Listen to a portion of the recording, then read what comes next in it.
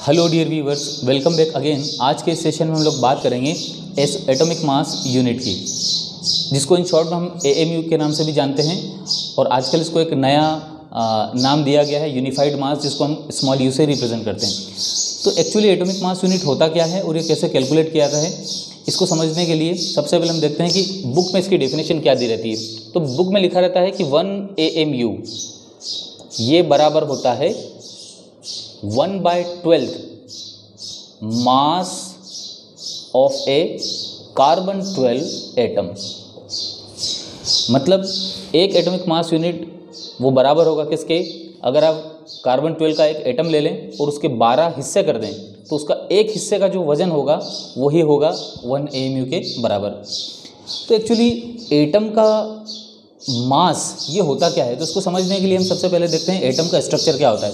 तो जनरली यहाँ पर एक स्ट्रक्चर ड्रॉ किया हुआ है, ये एक एटम का जनरल स्ट्रक्चर है। और एटम के स्ट्रक्चर को अगर हम देखें तो उसमें होता है सेंटर में न्यूक्लियस। तो यहाँ मैंने ग्रीन बाउंड्री से जो स्ट्रक्चर बना हुआ है ये है न्यूक्लियस ऑफ एटम।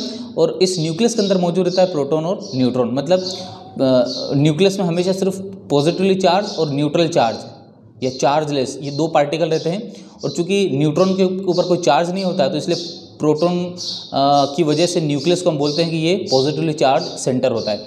और इस न्यूक्लियस के आसपास सर्कुलर पाथ में इलेक्ट्रॉन घूमते रहते हैं ऑर्बिट के अंदर। तो जैसे यहाँ पर मैंने रेड कलर में जो इलेक्ट्रॉन बताए हैं ये इलेक्ट्रॉन्स हैं जो इस न्यूक्लियस के आसपास सर्कुलर ऑर्बिट में घूम रहे हैं।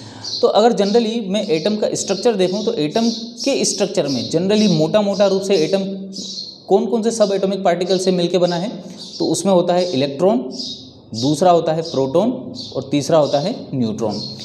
तो अगर मैं बात करूं कि मास ऑफ एन एटम, किसी एटम के मास की अगर मैं बात करूं तो मास, इस एटम का वजन क्या होगा, तो इस एटम का वजन वही होगा जो इलेक्ट्रॉन, इसमें जितने इलेक्ट्रॉन है उसका वजन प्लस उसमें जितने प्रोटॉन है उसका वजन प्लस उसमें जितने न्यूट्रॉन उसका वजन। तो इन सब का अगर मैं वजन निकाल करके उसको जोड़ दूं तो वही क्या होगा, मास ऑफ एन एटम। तो यहाँ पर यही एक मास दिया है एटम का, मगर यहाँ पर एक स्पेशल एटम दिया है कार्बन 12। तो ये क्या है, तो एक्चुअली कार्बन जो है वो नेचर में 3 आइसोटोप में मिलता है, कार्बन 12, कार्बन 13 और कार्बन 14। बट इन तीनों कार्बन के आइसोटोप में कार्बन 12 का जो प्रपोर्शन है वो सबसे ज़्यादा है। ऑलमोस्ट ये 99% नेचर में कार्बन 12 मिलता है। तो कार्बन 12 ज़्यादा है, इसीलिए हमने यहाँ पर कार्बन 12 को इस डेफिनेशन में इंक्लूड किया है। अब कार्बन 12 की एक खास बात है, क्या ये है कार्बन 12 का एक एटम, और इस एटम में जनरली क्या है, इलेक्ट्रॉन, प्रोटॉन और न्यूट्रॉन। अगर मुझे इस कार्बन 12 के एटम का वजन निकालना है तो मुझे इसमें जितने भी इलेक्ट्रॉन है उसका सम इलेक्ट्रॉन का वजन निकाल दूँ, उसको मैं प्रोटॉन का भी वजन निकाल दूँ, उसके न्यूट्रॉन का भी वजन निकाल दूँ और इन तीनों को मैं जोड़ दूँ तो वही क्या होगा, इसका एटॉमिक मास। तो यहाँ पर कार्बन 12 में कितने इलेक्ट्रॉन होते हैं, तो इसमें 6 इलेक्ट्रॉन है। कितने प्रोटॉन है, तो इसमें 6 प्रोटॉन भी होते हैं। और इसमें कितने न्यूट्रॉन है, तो 6। तो इलेक्ट्रॉन, प्रोटॉन और न्यूट्रॉन तीनों की संख्या इसमें 6 है।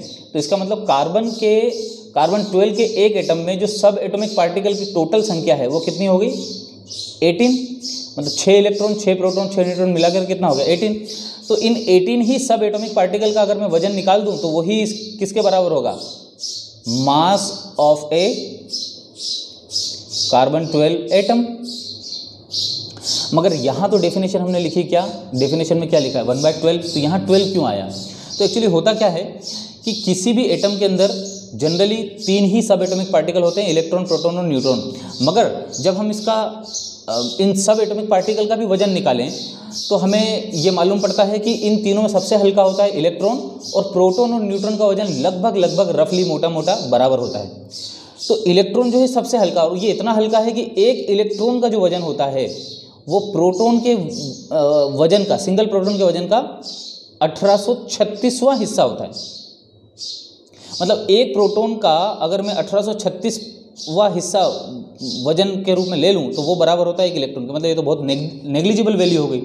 इसीलिए जनरली जब भी हम किसी भी एटम का वजन रफली निकालते हैं तो उसमें इलेक्ट्रॉन का जो वजन है वो जनरली काउंट नहीं करते, क्योंकि वो बहुत कम होता है तो उसको हम मान लेते हैं कि ये न के बराबर है।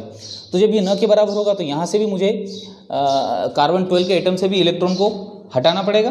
तो मैंने 6 इलेक्ट्रॉन जैसे ही मैं यहाँ से हटाता हूँ तो मेरे पास अब 2 ही सब एटॉमिक पार्टिकल बच गए हैं और वो 6 हो गए, तो 6 + 6 बराबर हो गए 12। इसका मतलब कार्बन 12 के एक एटम का जो वजन है वो मुख्य रूप से उसके 6 प्रोटॉन और उसके 6 न्यूट्रॉन की वजह से है। तो मान लिया जाए कि मैंने 6 प्रोटॉन और 6 न्यूट्रॉन, ये दोनों मैं मान लूँ कि ये एक मैटर हैं और प्रोटॉन और न्यूट्रॉन जब मैटर है तो मैं इन दोनों को आपस में मिला दूँ, इनको मिला करके मिक्स कर दूँ। तो ये प्रोटॉन और न्यूट्रॉन को मिक्स किया तो ये एक ग्रीन सर्कल में जो मैंने यहाँ पर बनाया हुआ है, ये प्रोटॉन और न्यूट्रॉन का क्या है, मिक्सचर। इसमें प्रोटॉन भी है और न्यूट्रॉन भी है। ऑब्वियसली इसमें इलेक्ट्रॉन भी है बट वो इलेक्ट्रॉन नेग्लिजिबल है, इसलिए हम बात सिर्फ किसकी कर रहे हैं, प्रोटॉन और न्यूट्रॉन की।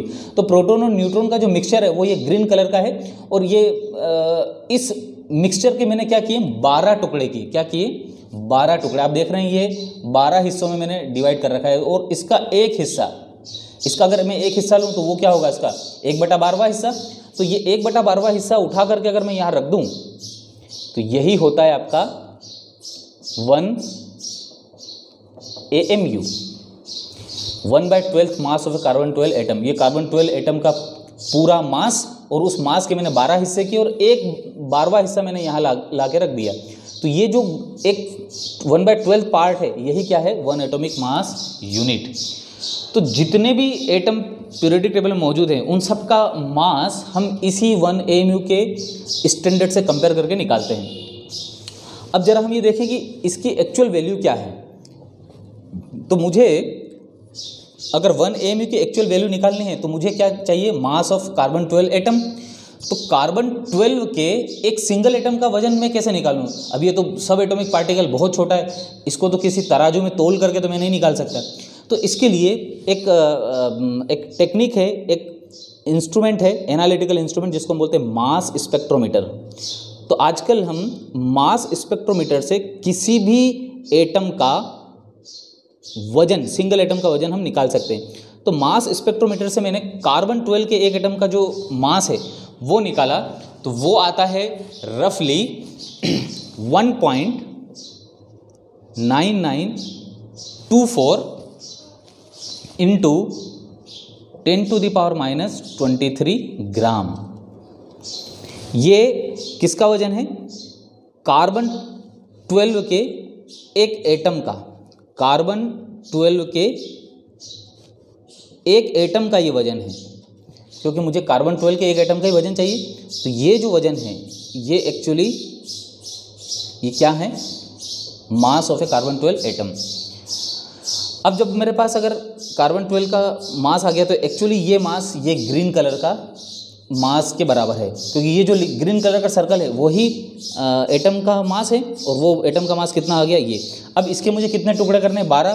तो इसके अगर मैं 12 हिस्से कर लूँ तो वही क्या हो जाएगा, 1 AMU के बराबर। तो यहाँ पर मैं लिख देता हूँ 1.9924 इंटू 10⁻⁻23 ग्राम और इसके मैं कर दूँ 12 हिस्से। तो ये जो वैल्यू आती है, ये वैल्यू रफली आती है 1.67 इंटू 10⁻⁻24 ग्राम और यही होता है आपका 1 एटॉमिक मास यूनिट। ये जो वैल्यू है ये आती है आपकी 1 एटॉमिक मास यूनिट के बराबर।